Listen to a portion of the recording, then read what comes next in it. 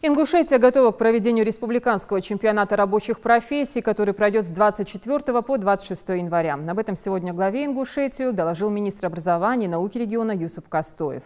По его словам, в чемпионате примут участие 6 колледжей по 10 компетенциям. Электромонтаж, сварочные технологии, сетевое и системное администрирование, спасательные работы, кирпичная кладка, технология моды, веб-разработка, ремонт и обслуживание легковых автомобилей, преподавание в младших классах и ветеринария. Глава региона поручил министру обратить особое внимание на обеспечение мер безопасности на конкурсных площадках, а также на соблюдение технологий при монтаже оборудования. По словам министра, в рамках чемпионата также будет проведен круглый стол на тему «Пути взаимодействия в деловом партнерстве с образовательной профессиональной средой».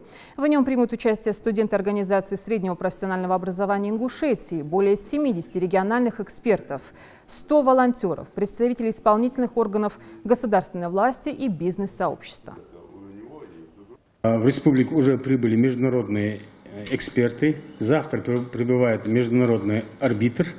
И в этом году впервые мы чемпионат проводим в полном соответствии с требованиями международных стандартов. К проведению чемпионата мы полностью готовы, каких-либо проблем нет.